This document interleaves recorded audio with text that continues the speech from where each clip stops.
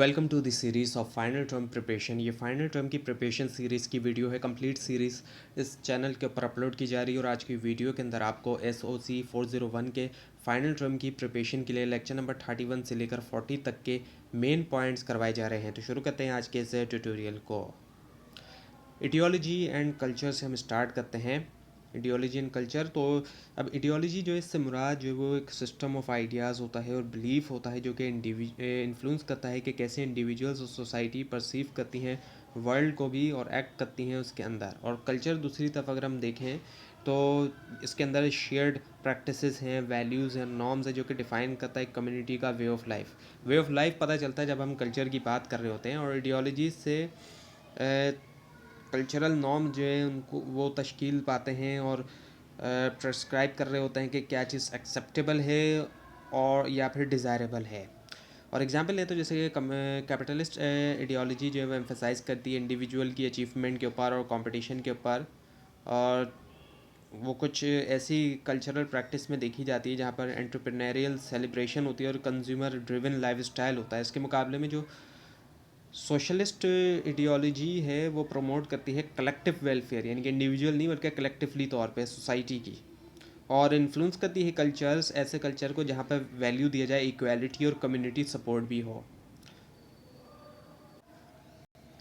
हमें हिस्टोरिकल और modern examples भी देखने में आती हैं, जैसे कि कोल्ड वॉर का एरा हो गया जहाँ पर कैपिटलिस्ट सोसाइटीज़ ने प्रायोरिटाइज़ किया फ्री मार्केट्स को और पर्सनल फ्रीडम्स को, जबकि सोशलिस्ट ने एम्फसाइज़ किया जो कम्युनल ऑनरशिप है और जो सोशल इक्विटी है।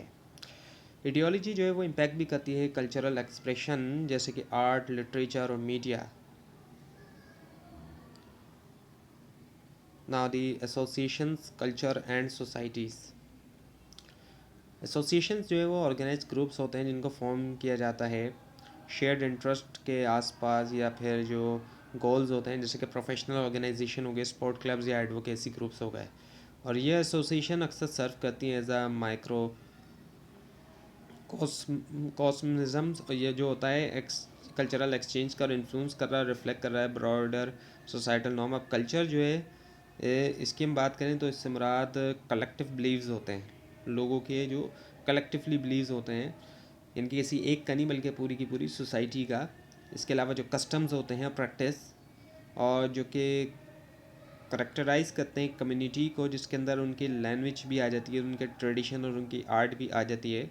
और सोसाइटी जो एक लार्जर स्ट्रक्चर है जिसके अंदर इंडिविजुअल्स हैं और ग्रुप्स जो कि मिलकर रह रहे हैं जो शेयर्ड इंस्टीट्यूशंस और नॉर्म्स के अंडर में। और एसोसिएशन जो है वो एक्टिवली तौर पे तश्कील देती है कल्चर को प्रमोट करते हुए स्पेसिफिक वैल्यूज़, इन्वायरमेंटल ऑर्गेनाइजेशंस वगैरह को। और कल्चरल फेस्टिवल जो कि ऑर्गेनाइज़ किए जाते हैं एसोसिएशंस की तरफ से, ये हेल्प करते हैं प्रिजर्व करने में ट्रेडिशंस और मजबूत करने में जो सोशल बॉन्ड्स होती हैं। सो एसोसिएशन का बड़ा रोल होता है ट्रांसमिट करने में कल्चरल वैल्यूज़ और फॉस्टर करने में सोसाइटल चेंज। और ये एक्ट करते हैं एज अ प्लेटफॉर्म के तौर पर कलेक्टिव एक्शन के लिए और एनेबल करते हैं मेंबर्स को कि एडवोकेट करें शेयर्ड इंटरेस्ट, और इन्फ्लुएंस करते हैं पब्लिक ओपिनियन भी। अब जैसे कि प्रोफेशनल एसोसिएशन, जैसे कि मेडिकल बोर्ड जो है इस्टेब्लिश करता है एथिकल स्टैंडर्ड।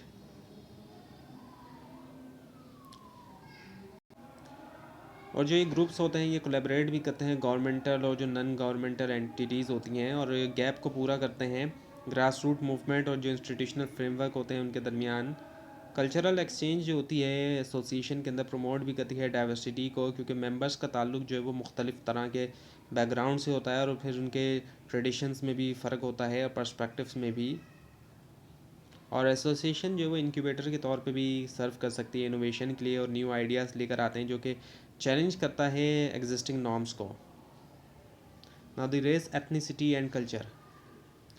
अब रेस जो है इसकी हम बात करें तो रेस से मुराद क्लासिफिकेशन जो कि बेस करती है फ़िज़िकल करेक्टरिस्टिक्स के ऊपर, किसी शख्स की जो फिज़िकली तौर पे करेक्टरिस्टिक्स हो गई, उसके जो स्किन कलर है, उसके फेशियल एक्सप्रेशन हो गए, हेयर टेक्सचर वगैरह हो गया, हेयर कलर भी इसमें आ जाएगा। और रेस यानी कि जिसको हम उर्दू में नस्ल कहते हैं किसी भी इंसान की, तो उस देखने से ही हमें अंदाज़ा हो जाता है एक इंसान की कि उसका ताल्लुक जो है वो कौन सी रेस से हो सकता है। और एथनिसिटी अगर हम देखें वो भी इसके करीब चीज़ है, लेकिन वो इससे थोड़ी अलग है, जिसके अंदर शेयर्ड कल्चरल हेरिटेज आ जाता है और इसमें फिर लैंग्वेज भी शामिल होती है, ट्रेडिशंस भी है और एंसेस्ट्री भी होती है।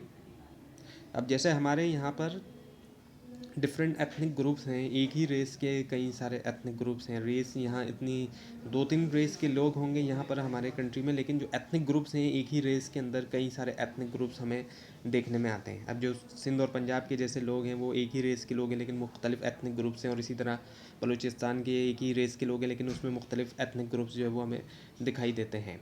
तो कल्चर जो है इसके अंदर जो है ब्रॉडर जो है वो सेट ऑफ बिलीव्स हैं, प्रैक्टिसेस हैं, बिलीव्स हैं और वैल्यूज़ है जो कि डिफ़ाइन करता है कम्युनिटी का जो वे ऑफ लाइफ होता है। और ये कॉन्सेप्ट जो है वो इंटरसेक्ट होते हैं कॉम्प्लेक्स वेज में और तश्कील देते हैं आइडेंटिटीज़ और जो सोशल इंट्रैक्शन होता है उसको।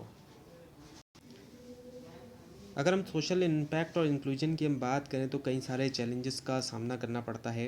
रेस और एथनिसिटी के हवाले से लोगों को डिस्क्रिमिनेशन का सामना करना पड़ता है, अपनी रेस या एथनिसिटी की वजह से फ़र्क किया जा रहा होता है, और वो फ़र्क जो है वो किसी क्राइटेरिया के ऊपर बेस या मेरिट के ऊपर बेस नहीं होता, बल्कि वो नस्ली तासुब जिसे हम कहते हैं उस तरीके का फ़र्क किया जा रहा होता है या स्टीरियोटाइप किया जा रहा होता है कि किसी का ताल्लुक अगर किसी एक एथनिक ग्रुप या रेस से है तो वो एक ख़ास बिहेवियर हम उसको अटैच कर दे देंगे, वो इसी तरह बिहेव करेगा। तो इस तरह की चीज़ों का लोगों को सामना भी करना पड़ता है, तो ये बहुत बड़े जो है वो चैलेंजेस हैं।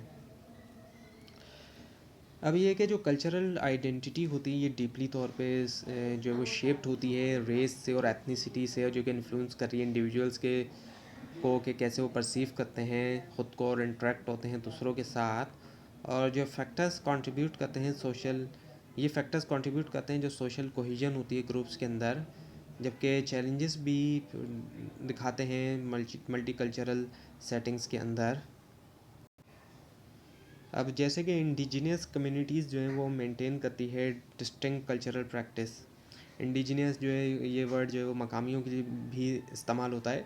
तो इस तरह की जो कम्युनिटीज़ होती हैं जो अपने इलाके की मकामी होती हैं वो मेंटेन करते हैं मुख्तलिफ़ कल्चरल प्रैक्टिस जो उनके एथनिक हेरिटेज के अंदर होता है, जैसे कि ट्रेडिशनल सेरेमनीज़ हो गए और लैंग्वेज हो गया, और जो कि रीइंफोर्स करता है ग्रुप आइडेंटिटी को। और सेम टाइम जो है ग्लोबलाइजेशन और जो माइग्रेशन हो रही है, लोग आ रहे हैं दूसरे कंट्रीज़ से या इलाकों से, तो वो नए कल्चरल इन्फ्लुएंस भी लेकर आते हैं और एक हाइब्रिड आइडेंटिटी भी क्रिएट होती है जो कि मिल जाती है मल्टीपल ट्रेडिशंस के साथ, यानी कि एक ब्लेंड बन जाता है, मिक्सचर बन जाता है। यानी कि एक तरफ तो हमें देखने में आता है ब्लेंड होता हुआ कल्चरल कल्चर जो है वो, और दूसरी तरफ रेशल और एथनिक डिफरेंसेस से सोशल टेंशन भी हमें देखने में आती है, जिससे पॉलिसीज़ ज़रूरी हो जाती हैं। ऐसी पॉलिसीज़ जिनके ज़रिए इक्विटी को प्रमोट किया जाए और जो कल्चरल सेंसिटिविटी होती है, एजुकेशनल प्रोग्राम्स करवाए जाएँ ऐसे जो कि एम्फेसाइज़ करें डाइवर्सिटी के ऊपर, कि जो मुख्तलिफ रेस और एथनिसिटी के लोग हैं वो एक साथ मिल कर रहें और काम करें और इंक्लूजन हो, ताकि इन चैलेंजेस का मुकाबला किया जाए और म्यूचुअल रिस्पेक्ट और अंडरस्टैंडिंग हो। So now the culture and beliefs. अब बिलीव्स की हम बात करें तो ये फाउंडेशनल प्रिंसिपल्स होते हैं जो कि गाइड करते हैं इंडिविजुअल्स को कि वो कैसे देखते हैं दुनिया को और डिसीजन लेते हैं। और ये अक्सर रूटेड होते हैं जो कल्चरल जो ट्रेडिशंस वगैरह होते हैं और फिलोसफिकल सिस्टम्स होते हैं जो कि तश्कील देते हैं बिहेवियर्स को और सोशल नॉर्म्स को भी। और कल्चर प्रोवाइड करता है कॉन्टेक्स्ट जिसके अंदर बिलीव्स जो है वो फॉर्म होते हैं और ट्रांसमिट होते हैं जनरेशन्स, यानी कि मुख्तलिफ जनरेशन में एक से दूसरी तक। तो बिलीव्स जो है वो असर भी डालते हैं सोशल स्ट्रक्चर के ऊपर, और ये डिसाइड करते हैं, बताते हैं कि रोल और एक्सपेक्टेशन जो है फैमिलीज़ के अंदर क्या होंगे और कम्युनिटीज़ के अंदर भी। अब जैसे कि पेट्रियार्कल बिलीव्स जो हैं जो कि सर्टेन कल्चर के अंदर प्रेवलेंट है, वो इन्फ्लुएंस करता है जेंडर रोल भी और जो डिसीजन मेकिंग प्रोसेस है। और उसके मुकाबले में कल्चर जो कि प्रायोरिटाइज करता है एगेलिटेरियन बिलीव्स को, वो जेंडर इक्वालिटी को भी प्रमोट करता है और इंक्लूसिविटी को भी करता है। और बिलीव्स जो है वो इवॉल्व होते हैं वक्त के साथ, क्योंकि सोसाइटीज़ एनकाउंटर करती हैं नए नए आइडियाज़ आते हैं।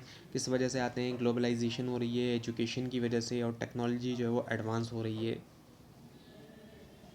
नाउ दी लोकल और इंडिजीनियस नॉलेज, अब इसके बारे में समझते हैं।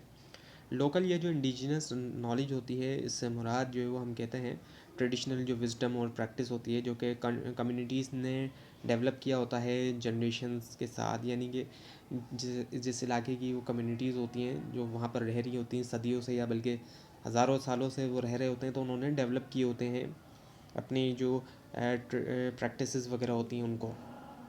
और ये होती है स्पेसिफिक इन्वायरमेंटल और सोशल कॉन्टेक्स्ट के लिए, जिनको अडॉप्ट किया जाता है स्पेसिफिक इन्वायरमेंटल सोशल कॉन्टेक्स्ट के लिए। और ये जो नॉलेज होती है इसमें एरियाज़ आ जाते हैं जैसे कि एग्रीकल्चर, मेडिसन, रिसोर्स मैनेजमेंट और रिचुअल्स भी आ जाते हैं। अब जैसे कि एग्जांपल लेते हैं, जो इंडिजिनस फार्मर्स हैं वो यूज़ करते हैं ऑब्जर्वेशनल टेक्निक्स ताकि प्रिडिक्ट करें वेदर पैटर्न, और उसी से वो फिर ऑप्टिमाइज़ करते हैं प्लांटिंग स्केड्यूल्स बगैर किसी मॉडर्न टेक्नोलॉजी के भी।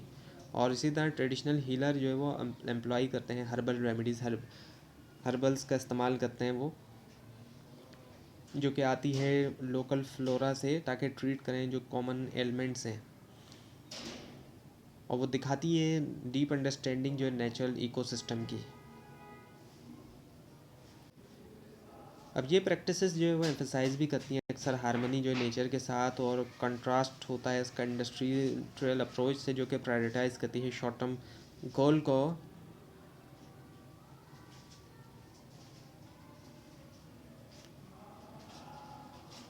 और जो इंडिजिनियस नॉलेज है ये प्ले करती है क्रिटिकल रोल जो है ऐसे सेक्टर्स में जैसे कि एग्रीकल्चर, हेल्थ और एनवायरमेंटल कंजर्वेशन।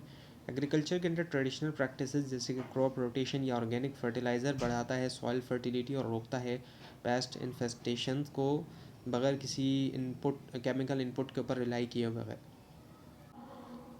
अब अगर हम हेल्थ केयर की बात करें, तो जैसे कि इंडिजीनियस सिस्टम हो गया, आयुर्वेदा या फिर ट्रेडिशनल चाइनीज़ मेडिसिन, ये ऑफ़र करता है होलिस्टिक अप्रोच जो कि इंटीग्रेट करता है फिज़िकल, मेंटल और स्पिरिचुअल वेलबींग से। और ये मेथड्स अक्सर जो है वो यूटिलाइज़ करते हैं लोकली जो अवेलेबल रिसोर्स हैं उनको भी, जो कि बनाता है उनको एक्सेसिबल और सस्टेनेबल। और इन्वायरमेंटल कंजर्वेशन जो है वो भी बेनिफिट उसको मिलता है इंडिजीनियस नॉलेज से, क्योंकि कम्युनिटीज़ जो वो एम्प्लॉय करती हैं ऐसी स्ट्रेटजीज़ जैसे कि कंट्रोल बर्निंग या फिर जो सेक्रेट ग्रोव्स होते हैं, ताकि प्रिजर्व किया जाए बायोडाइवर्सिटी। अब जो इंडिजिनस नॉलेज है इसको प्रिजर्व किया जाता है एजुकेशन के ज़रिए और पॉलिसी, जो कि ज़रूरी होता है। Now the anthropology and development.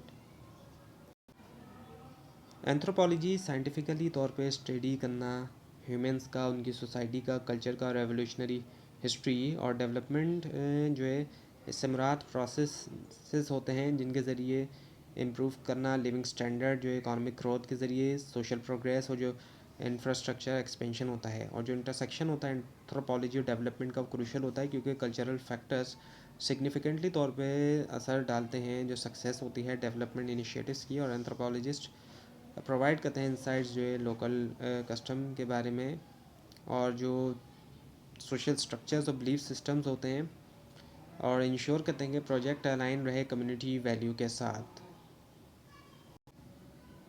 Anthropology जो है वो प्रमोट भी करती है कोलेब्रेशन जो कम्युनिटीज़ के साथ, ताकि बिल्ड किया जाए ट्रस्ट, ओनरशिप और जो सस्टेनेबल प्रोजेक्ट्स होते हैं। रियल वर्ल्ड एप्लीकेशन अगर हम देखें तो उसमें हेल्थ कैंपेन आ जाती है, जिसमें इनकॉर्पोरेट किया जाता है जो ट्रेडिशनल हीलिंग प्रैक्टिसेस हैं साथ में मॉडर्न मेडिसिन के साथ, ताकि इम्प्रूव किया जाए एक्सेप्टेंस और इफेक्टिवनेस।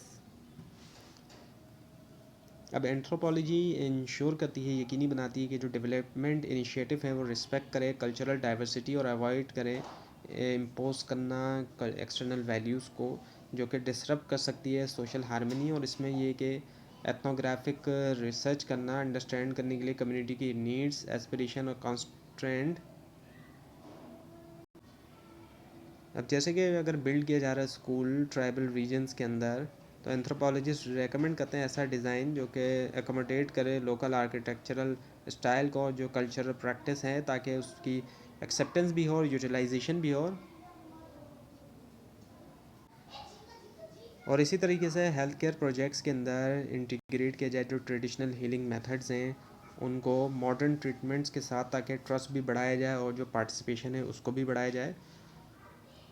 और ऐसे डेवलपमेंट प्रोग्राम जो कि नज़रअंदाज करते हैं कल्चरल कंसिड्रेशन, वो अक्सर फेस करते हैं मुखालफत भी, और उससे रिसोर्स भी वेस्ट होते हैं और सोशल टेंशन भी देखने में आती है। तो एंथ्रोपोलॉजिस्ट जो है वो प्ले करते हैं एक बड़ा रोल जो है एग्ज़ामिन करने में, जो इम्पैक्ट होता है डेवलपमेंट का कल्चरल हेरिटेज के ऊपर। तो गैप को पूरा करते हुए लोकल ग्लोबल जो डेवलपमेंट गोल्स हैं और जो लोकल रियलिटीज़ हैं इनके दरमियान एंथ्रोपोलॉजी कंट्रीब्यूट करती है इंक्लूसिव ग्रोथ, जिससे ऑनर किया जाता है कल्चरल आइडेंटिटी को, लेकिन एड्रेस भी किया जाता है जो कंटेम्प्रेरी इश्यूज़ हैं, चैलेंजेस हैं। तो ये था आज का लेसन। आपको इस बारे में कोई क्वेश्चन है, खासतौर पर इसमें कोई मिस्टेक दिखाई तो ज़रूर हाईलाइट कीजिए। और इस पूरी सीरीज़ को देखने के लिए और फाइनल टर्म एग्जाम्स की प्रिपरेशन के लिए इस चैनल को सब्सक्राइब कीजिए, बेल आइकन के ऊपर क्लिक कीजिए। Thanks for watching this video and best of luck.